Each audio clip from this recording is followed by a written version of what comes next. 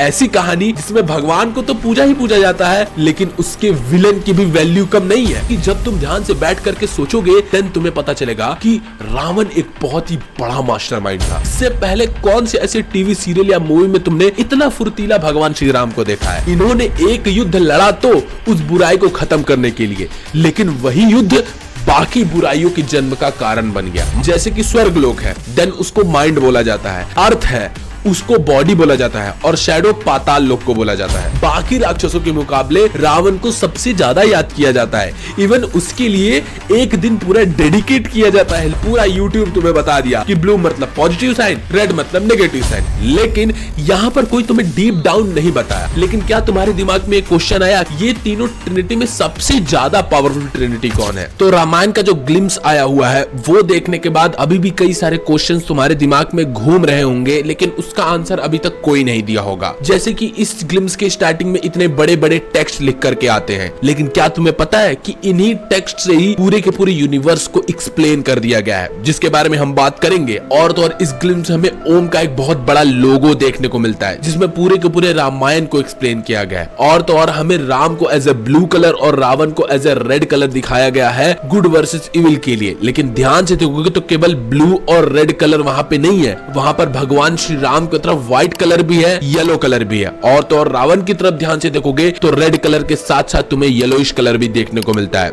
जो कि दोनों लोगों के कैरेक्टर को बड़ा डीपली एक्सप्लेन करता है। उसके बारे में भी बात करेंगे। और तो और उसके बाद जो हमें भगवान श्री राम और रावण का जो एक्चुअल सीन हमें देखने को मिलता है, वो भी इन दोनों के कैरेक्टर के बारे में बहुत बड़ी बात बता रहा होता है। केवल एक छोटी सी सीन बहुत बड़ी चीज बता रही होती है। और तो और इसमें अखंड भारत का नक्शा भी दिखाया गया है, जो कि राम राज्य का एक प्रतीक था। तो इतने सारे क्वेश्चंस के आंसर एक छोटा सा ग्लिम्स तुम्हें दे करके चला जाता है, लेकिन तुम्हें इसके बारे में पता भी नहीं चलता। तो इसी माइक्रो डिटेल के वीडियो में हम एक एक चीज को अच्छे से एक्सप्लेन करेंगे, तुम्हारे सामने डीप डाइव जाने वाले हैं। तो अगर तुम्हें इस चीज को बहुत अच्छे से समझना है तो इस वीडियो के लास्ट तक बने रहना। इसीलिए वीडियो लेट है, क्योंकि अच्छी चीज को बनाने में थोड़ा सा टाइम लगता है। तो चलो कुर्सी की पेटी बांध लो, इस महा यूनिवर्स को एक्सप्लेन करना शुरू करते हैं। सबसे पहले हमारे इस ग्लिम्स की स्टार्टिंग होती है कुछ टेक्स्ट से। अब ये टेक्स्ट जो है पूरी ट्रिनिटी यानी पूरे यूनिवर्स के बारे में एक्सप्लेन करता है। तो सबसे पहले ट्रिनिटी के बारे में शुरू करते हैं कि ये यूनिवर्स आखिर बना कैसे। इस ग्लिम्स के स्टार्टिंग में लिख करके आता है, since the existence of time three Trinity rule the three world's. मतलब जब से इस समय की शुरुआत हुई है, जब से इस दुनिया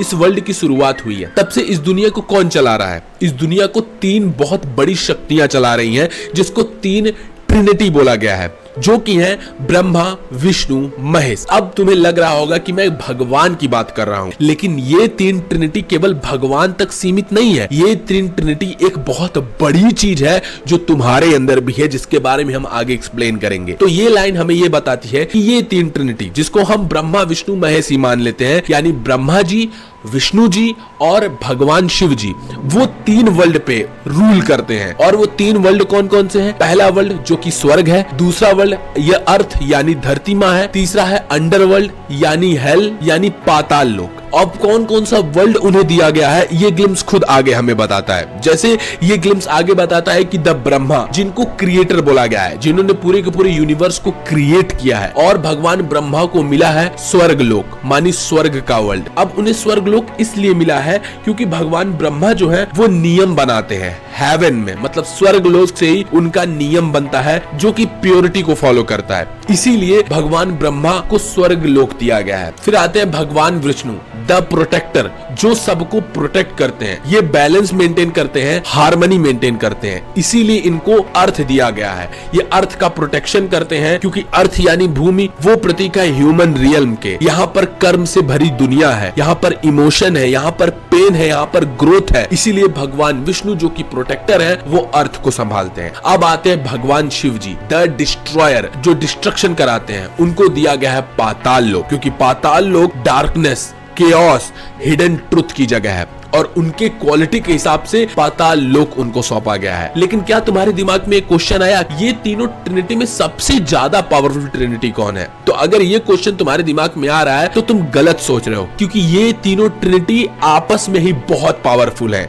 ये तीनों एक दूसरे के बिना अधूरे हैं। अगर एक नहीं रहेगा तो दोनों के रहने का कोई फायदा नहीं। जैसे फॉर एग्जाम्पल के तौर पे समझो तो अगर इस दुनिया में डिस्ट्रक्शन नहीं होगा तो पुनर्जन्म नहीं होगा, अगर इस दुनिया में केओस नहीं मचेगा तो पीस भी नहीं होगा, और अगर इस दुनिया में मृत्यु नहीं होगा जीवन नहीं बचेगा। जैसे कि और डीपली बताता हूं, अगर इस दुनिया में डिस्ट्रक्शन नहीं होगा देन हमें रीबर्थ की वैल्यू ही नहीं पता चलेगी। हमें पता ही नहीं चलेगा कि एक्चुअली रीबर्थ होता क्या है, उसकी वैल्यू क्या होती है। अगर लोग मरेंगे नहीं, अगर डेथ नहीं होगा देन हमें जिंदगी की कीमत नहीं पता चलेगी। और सेम उसका वाइस वर्सा भी है कि अगर जिंदगी नहीं रहेगी तो हमें डेथ की वैल्यू नहीं पता चलेगी। अगर केओस नहीं होगा, अगर तबाही नहीं बचेगी देन हमें पीसनेस की वैल्यू नहीं पता चलेगी। इसीलिए देख सकते हो कि ये तीनों ट्रिनिटी एक दूसरे के बिना अधूरी है। ये दोनों एक दूसरे से बड़ी नहीं है, एक दूसरे से लड़ती नहीं है, ये तीनों एक दूसरे से बैलेंस मेंटेन करके रखती हैं। और ये तीन ट्रिनिटी केवल भगवान के बारे में बात नहीं हो रहा है। ट्रिनिटी मतलब होता है साइकोलॉजी, सोच, थिंकिंग। हर एक ऑब्जेक्ट में, हर एक चीज में ये ट्रिनिटी बसी हुई है। ये तीन ट्रिनिटी भगवान नहीं है, तुम्हारे अंदर भी ट्रिनिटी है। जैसे कि तुम्हारा एक बहुत बड़ा सपना है, देन तुम एक क्रिएटर का रोल प्ले करते हो। तुम उस सपने को पूरा करने के लिए अपने लिए कई सारी चीजें क्रिएट करते हो, लेकिन उस सपने को पूरे करने के लिए तुम्हें काफी ज्यादा सफरिंग झेलना पड़ता है। कई सारी चीजें तुम्हें छोड़नी पड़ती है, लेकिन तुम उस वक्त प्रोटेक्टर यानी लॉर्ड विष्णु का रोल प्ले करते हो कि तुम उन चीजों को प्रोटेक्ट करते हो, अपने प्यार को प्रोटेक्ट करते हो, उन सफरिंग को दूर करते हो, मेहनत करते हो। लेकिन उसी बीच में काफी ज्यादा तुम्हारे लाइफ में डिस्ट्रैक्शंस आते हैं। तुम उस डिस्ट्रैक्शन या टॉक्सिक एनवायरनमेंट को अपने गोल के लिए डिस्ट्रक्शन कर देते हो, तोड़ देते हो। बिल्कुल भगवान शिव जैसी क्वालिटी तो तुम्हारे अंदर भी वो ट्रिनिटी एग्जिस्ट करती है। और तो और ये जो तुम्हारी पूरी की पूरी बॉडी है ये खुद एक तीन बहुत बड़ी ट्रिनिटी है, क्योंकि ये तीन ट्रिनिटी का मतलब केवल ब्रह्मा विष्णु महेश नहीं होता है। तीन ट्रिनिटी माइंड, बॉडी और शैडो को भी बोला जाता है। जैसे कि स्वर्ग लोक है देन उसको माइंड बोला जाता है, अर्थ है उसको बॉडी बोला जाता है, और शैडो पाताल लोक को बोला जाता है। लेकिन अब इस यूनिवर्स को एक्सप्लेन करने के बाद आगे टेक्स्ट लिख करके आता है but when their creation threaten to take over the three worlds. अब इस लाइन का मतलब भी बहुत बड़ा है। जैसे फॉर एग्जांपल के तौर पे तुमने कोई चीज बनाई, अब जो चीज तुमने बनाई है आगे चल करके वही चीज तुम्हारे खिलाफ खड़ी हो गई और वही तुम्हें ओवरशैडो करना शुरू कर दी, देन तुम्हारी क्या हालत होगी। सेम इन तीन ट्रिनिटी के साथ हुआ, ब्रह्मा विष्णु महेश के साथ हुआ। उन्होंने अपनी क्रिएशन को तो बनाया, ब्रह्मा जी ने इस यूनिवर्स को क्रिएट किया, लोगों को क्रिएट किया, शैतान बनाए, हैवान बनाए। लेकिन एक टाइम ऐसा आया कि वही शैतान या वही इंसान खड़े होकर के इन्हीं के रूल रेगुलेशन को तोड़ने लग गए, इन्हीं के खिलाफ लड़ाई करने लग गए, मतलब इन्हीं को थ्रेटेंड करने लग गए। इसलिए ये लाइन लिखा गया है बट एक ऐसा टाइम आया जब क्रिएटर के ही खिलाफ उनका क्रिएशन खड़ा हो गया। इसका सबसे बड़ा एग्जांपल है रावण, जिसने इन तीन वर्ल्ड्स पे कब्जा करने की पूरी कोशिश की है। मतलब जिन तीन ट्रिनिटी ने मिलकर के इस पूरे वर्ल्ड को बनाया, उसे बनाया, वही खड़ा होकर के इन तीन ट्रिनिटी के वर्ल्ड पे कब्जा करना शुरू कर दिया। आज के रियल वर्ल्ड की बात करें तो मान लो एआई है, कई लोग बोलते हैं कि एआई इंसानियत पर कब्जा कर लेगा, देन वो अपने ही क्रिएटर के अगेंस्ट जाकर के वो क्रिएशन यानी एआई जब काम करना शुरू कर दे, उनके खिलाफ खड़ा हो जाए, देन वही होता है थ्रेटेंड करना। वही सेम चीज तो रावण ने भी किया था। लेकिन जब ये चीज होने लगी देन हमारे तीन ट्रिनिटी यानी हमारे भगवान ने कैसे रिएक्ट किया, उसके लिए अगला टेक्स्ट लिख करके आता है the war to end all war begin. मतलब जो युद्ध खत्म करने के लिए लड़ा गया उसी युद्ध ने बाकी युद्धों को शुरू कर दिया। जैसे फॉर एग्जांपल के तौर पे जब इन तीन ट्रिनिटी के खिलाफ उनका खुद का क्रिएशन उन्हें थ्रेटन करने लग गया, देन इन तीन ट्रिनिटी ने सोचा कि एक युद्ध करते हैं, एक बहुत बड़ा युद्ध जो कि इन लोगों को खत्म कर दे, जो कि हमारे लिए खुद थ्रेटन हमें कर रहे हैं, हमारे खिलाफ खुद लड़ाई कर रहे हैं, हमारे प्योरिटी को, अच्छाई को खत्म कर दे रहे हैं, बुराई का कब्जा करते जा रहे हैं। देन इनका यह सोचना था कि हमें इस बुराई को मिटाना पड़ेगा। अगर हमने एक बार में इस बुराई को मिटा दिया देन फिर से हम इस दुनिया में बैलेंस मेंटेन कर देंगे। लेकिन हुआ उसका उल्टा। इन्होंने एक युद्ध लड़ा तो उस बुराई को खत्म करने के लिए, लेकिन वही युद्ध बाकी बुराइयों के जन्म का कारण बन गया। मतलब ब्रह्मा विष्णु महेश यानी पाताल लोक, धरती और हेवन पे जब कब्जा होना शुरू हुआ निगेटिव पावर का, बैड पावर का, यानी इन तीनों ट्रिनिटी के बनाए हुए क्रिएशन उस पर खुद कब्जा करना शुरू कर दिए। देन इन ट्रिनिटी ने मिल करके उनके खिलाफ युद्ध किया और उनको लगा कि युद्ध करके वो अपने क्रिएशन को खत्म कर देंगे और इस बुराई को खत्म कर देंगे, लेकिन वही युद्ध और भी बुराइयों के जन्म का कारण बन गया। और जिस युद्ध की ये ग्लिम्स इनडायरेक्टली बात कर रही होती है वो होती है रामायण। यस, राम वर्सेस रावण का ये जो युद्ध था ये अच्छाई को डाइवर्सिफाई यानी बढ़ाने के लिए किया गया था, अच्छाई को बुराई के ऊपर जिताने के लिए लड़ा गया था, लेकिन इसके बाद बुराई का एक अलग ही तरीके से विस्तार हुआ था। एंड जब ये टेक्स्ट जो लिखा हुआ होता है जब ये धीरे धीरे करके हटता है, ध्यान से देखो, एंड और बिगिन ये लास्ट तक सस्टेन रहते हैं और ये सबसे आखिरी में शुरू होते हैं। इस एंड और बिगिन का मतलब क्या है कि ये लोग जिस एंड के लिए लड़ाई कर रहे थे वही एंड एक नया बिगिनिंग का कारण बन गया। मतलब वही एंड वाली लड़ाई जिनको लग रहा था कि इसके बाद बुराई खत्म हो जाएगी, वही एंडिंग एक नई बुराई के जन्म का कारण बन गई। उसके बाद अगला टेक्स्ट लिख करके आता है, worshipped from 5000 year 2.5 billion people. अब इस लाइन का मतलब क्या है? इस लाइन का मतलब ये है कि इन तीन ट्रिनिटी को या फिर राम को 5000 साल से पूरे दुनिया में पूजा जाता है। क्योंकि अगर तुम भारत की जनसंख्या निकालोगे देन वो 2.52 बिलियन नहीं है, उससे बहुत कम है। मतलब ये कि भारत से बाहर भी हमारे इन तीन ट्रिनिटी को भगवान श्री राम को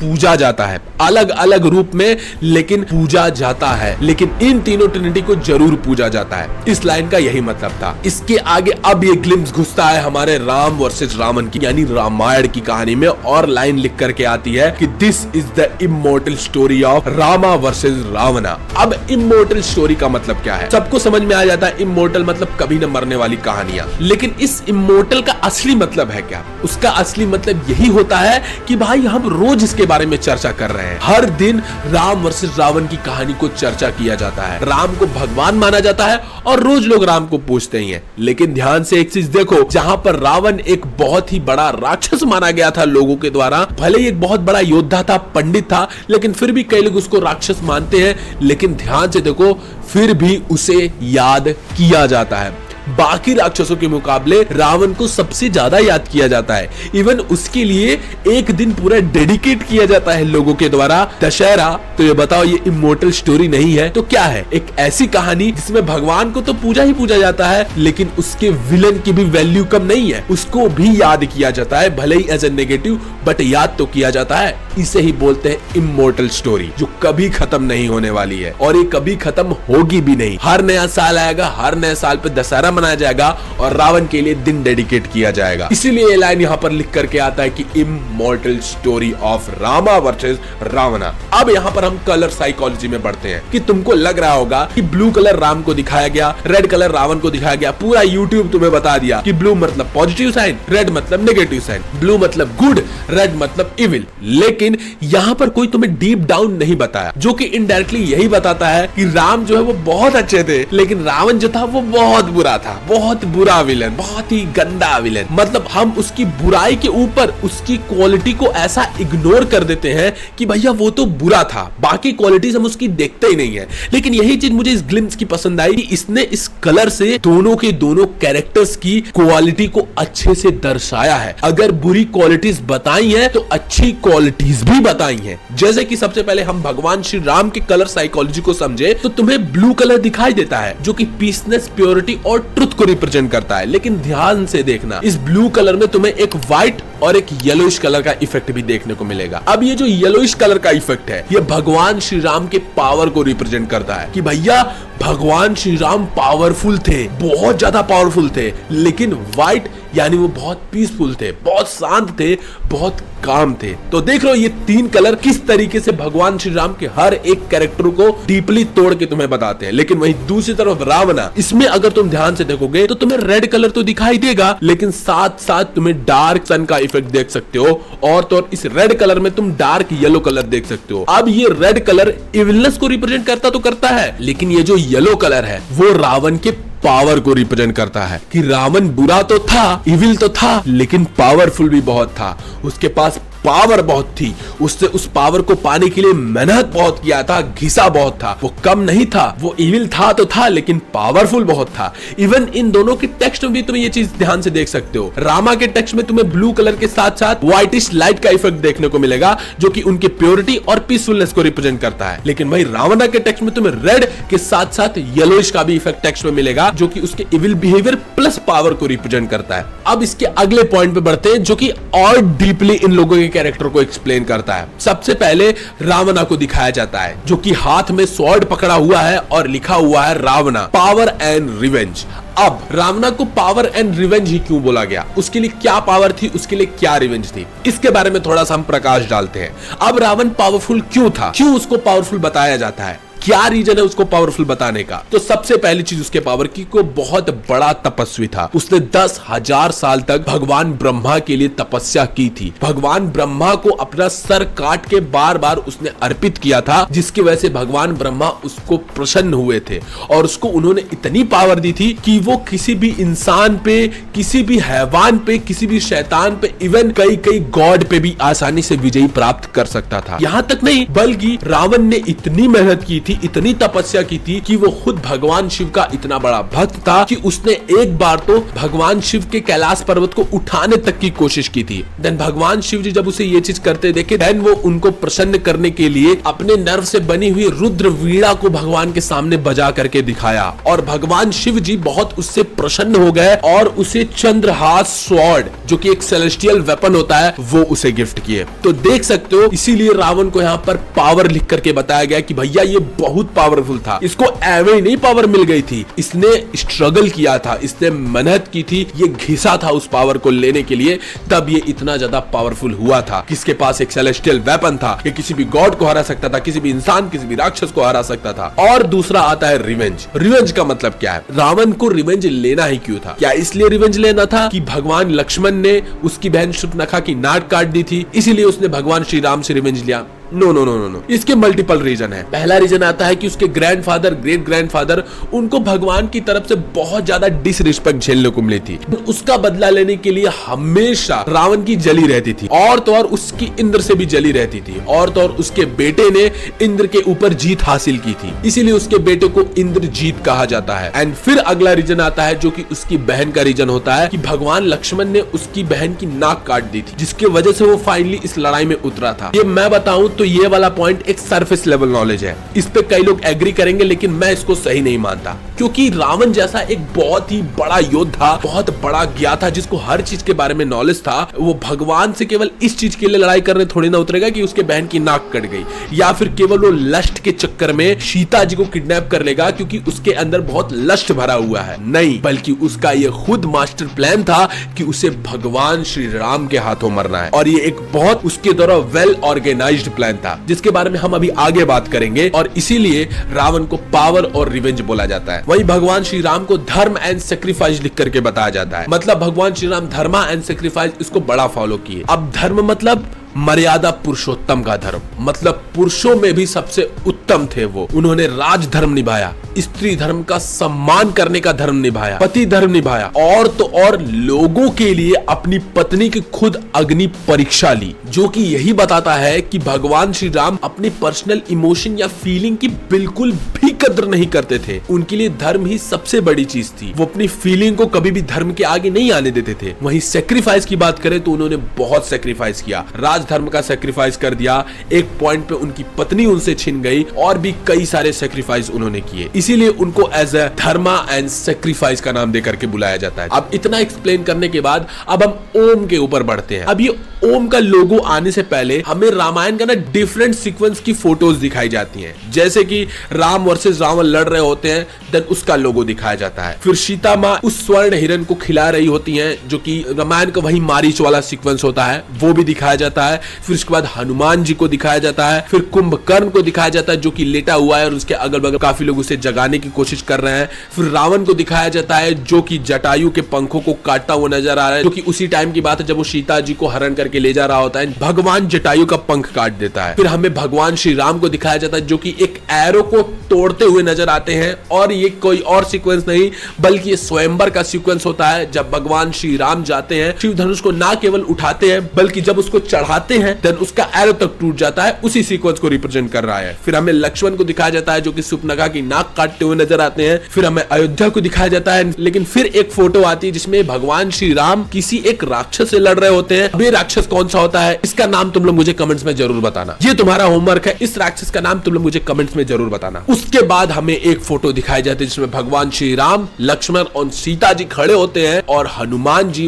उनको प्रणाम कर रहे होते हैं। और फिर ये सारी चीज दिखाने के बाद ये एक फोटो उस ओम के बीचों बीच होती है और फिर ये ओम हमें रिवील किया जाता है। अब इस ओम में ये सारी रामायण की सीक्वेंस बसी हुई है। इसका मतलब क्या है? इसका एक बहुत ही बड़ा मतलब आता है कि ये जो ओम वर्ड है, इस ओम में पूरा का पूरा संसार बसा हुआ है, पूरी की पूरी दुनिया बसी हुई है। क्योंकि रामायण किसका प्रतीक है? कभी तुमने सोचा? रामायण इस पूरे दुनिया का प्रतीक है। रामायण ही पूरे दुनिया की रियलिटी को दिखाता है। एक रामायण की जो कहानी है वो तुम बस कहानी समझते हो, लेकिन कभी तुम ध्यान से अच्छे से रामायण को पढ़ना, ये पूरी दुनिया की अच्छाई बुराई हर एक क्वालिटी को बता डालती है। बुराई को भी बताती है, अच्छाई को भी बताती है, समाज कैसा है वो भी बता डालती है, राजनीति क्या होती है वो भी बता डालती है। मतलब एक रामायण ही पूरे दुनिया का एक रिप्रेजेंटेशन है। और एक आइडियल पुरुष क्या होता है जिससे हमें इंस्पायर्ड होना चाहिए कि कैसा एक अच्छा व्यक्तित्व हासिल करना है, वो हमें भगवान श्री राम सिखाते हैं। और बुरा व्यक्तित्व क्या होता है वो हमें रावण में देखने को मिलता है। इसीलिए ओम में ये पूरी रामायण यानी पूरा संसार बसा हुआ है। ओम से ही पूरे के पूरे संसार का निर्माण हुआ है। ये बिग बैंग थ्योरी, ये जितनी भी चीजें हम सुनते हैं, ओम के साउंड से सब कुछ एग्जिस्ट करता है। तो इस पूरे लोगों का ये मतलब था। उसके बाद बड़े टाइटल में रामायणम लिख करके आती है। अब ये रामायण ना लिख करके रामायणम इसलिए लिखा गया कि रामायणम संस्कृत टाइटल है। और उसके बाद हमें भगवान श्री राम का एरो जो है वो एरो चलता हुआ नजर आता है रावण की तरफ। मतलब भगवान श्री राम का सेक्रीफाइस और धर्म का जो एरो है वो रावण के पावर और रिवेंज को तहस नहस करने के लिए जा रहा होता है। ये पॉजिटिव यानी धर्म का ये जो तीर है वो अधर्म का विनाश करने के लिए जा रहा है। और यही चीज दिखाया गया है कि भगवान श्री राम अपने इस तीर को छोड़ते हैं जो कि धर्म का अधर्म के ऊपर विजयी होने के जाने की बात को बता रहा होता है। उसके बाद जब हमें रामायणम का टाइटल लिख करके आता है देन उसके पीछे देखना हमें भारत का नक्शा दिखाया जाता है, लेकिन एक नॉर्मल भारत का नक्शा नहीं है। इसको ध्यान से देखोगे तो एक अखंड भारत का नक्शा है। और अखंड भारत ही क्यों दिखाया गया? तो अगर तुम ध्यान से चीज को फॉलो करोगे देन उस टाइम पे मतलब जब रामायण का सीक्वेंस हुआ था देन हमारा भारत केवल इतने मैप में विकसित नहीं था, पूरे दुनिया में हमारा राम राज्य विकसित हुआ था। यस, पूरे दुनिया में राम राज्य था। इसीलिए इस अखंड भारत के जब नक्शे को देखोगे देन तुम्हें जो हाईलाइटेड है वो भारत के बीच वाले हिस्से में काफी लाइटिंग नजर आती है, उसके ऊपर वाले हिस्से में काफी डार्कनेस नजर आती है। मतलब राम राज्य का मेनली ओरिजिन अयोध्या से था, इसीलिए इस भारत के नक्शे के बीच में इतना लाइटेड इन्वायरमेंट है और आखी उधर इतना डार्क इन्वायरमेंट है। और एक चीज और है कि हमें ये चीज अभी तक भी नहीं पता कि ये जो राम राज्य था वो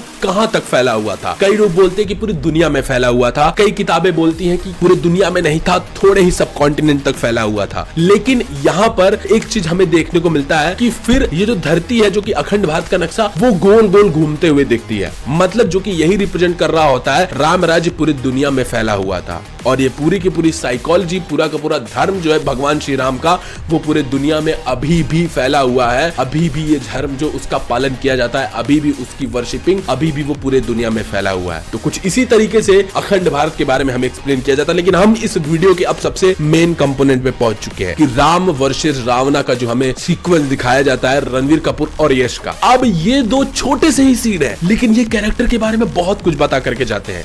जैसे भगवान श्री राम का हमें दिखाया जाता है कि कैसे वो तेजी से दौड़ करके पेड़ के ऊपर चढ़ करके अपनी एरो यानी अपने तीर को चलाते हैं। अब इसका मतलब क्या है, ये दिखाने का मतलब क्या है? तो देखो एक बहुत ही बड़ी चीज मैं तुम्हें बताने जा रहा हूँ। अब तक हमने जो जो रामायण देखा हुआ है हमें भगवान श्री राम को पावरफुल दिखाया जाता है, लेकिन हमें उन्हें हमेशा फिजिकली पीसफुल दिखाया गया है। मतलब हमें ऐसा ही दिखाया गया कि भगवान श्री राम है वो बड़े शांत रहते हैं, वो ना दौड़ते हैं, ना वो फुर्तीले रहते हैं, ना वो कुछ रहते हैं। हमें हमेशा टीवी टीवी सीरियल में हर जगह यही दिखाया गया है कि भगवान श्री राम बहुत पावरफुल हैं, बहुत शांत हैं, वो बहुत ही चुपचाप खड़े रहते हैं। इधर जाना हुआ तो प्यार से चले जाएंगे, उधर जाना हुआ धीरे से चले जाएंगे। हमेशा उन्हें एक फूल जैसी शरीर दिखाई गई है और इसीलिए मैं इस रामायण की ग्लिम से इंप्रेस हुआ कि इस एक पर्टिकुलर सीक्वेंस में असली भगवान श्री राम को दिखाया गया है कि वो कितने बड़े योद्धा थे। उनकी जितनी मस्कुलिन बॉडी पूरे वर्ल्ड में किसी के पास नहीं थी और ना कभी होगी। वो इतने फुर्तीले थे कि उनको पावर्स की जरूरत थी ही नहीं किसी भी राक्षस को मारने के लिए। उनका फिजिक ही इतना ज्यादा पावरफुल था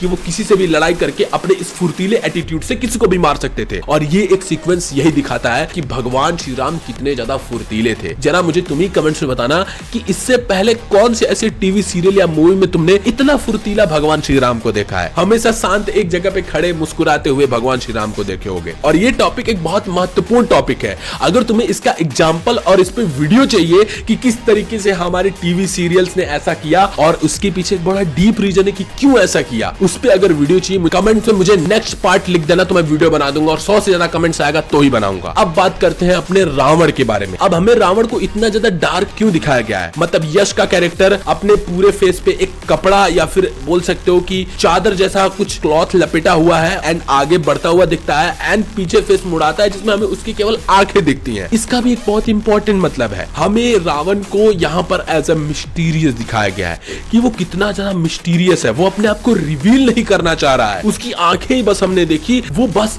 रिवील नहीं करना चाह रहा है। और वो उसके कैरेक्टर के बारे में एक बहुत बड़ी चीज बताती है। जो हमारा रावण था वो सच में बहुत मिस्टीरियस था। हम उसके बारे में जितना जानते हैं ना उतना ही कम उसके बारे में हम जानते हैं। उसका असली प्लान क्या था वो आज तक किसी को पता ही नहीं है। बल्कि जब तुम ध्यान से बैठ करके सोचोगे देन तुम्हें पता चलेगा कि रावण एक बहुत ही बड़ा मास्टरमाइंड था। Yes exactly you heard it right, वो एक बहुत बड़ा मास्टरमाइंड था। उसका ये प्लान नहीं था कि उसको भगवान श्री राम को हरा देना है, उसको बुराई को सच्चाई के ऊपर विजयी बनाना है, उसको डार्कनेस को लाइट के ऊपर विजयी कराना है। नहीं, उसे ये बात पता थी कि कभी भी डार्कनेस जो है वो अच्छाई के ऊपर कब्जा नहीं कर सकता। कभी भी एक क्रिएशन एक क्रिएटर से बड़ा नहीं बन सकता। वो इतना ज्यादा एजुकेटेड ब्राह्मण था, उसे हर वेद का ज्ञाता था, पॉलिटिक्स के बारे में जानता था, एस्ट्रोलॉजी, वैदिक ज्ञान, हर चीज के बारे में इंटेलिजेंट और नॉलेजेबल था। तुम्हें क्या लगता है कि वो इतने टुच्चे रीजन की वजह से भगवान श्री राम से लड़ेगा कि उसे भगवान श्री राम से जीतना है? बल्कि उसे भगवान श्री राम के हाथों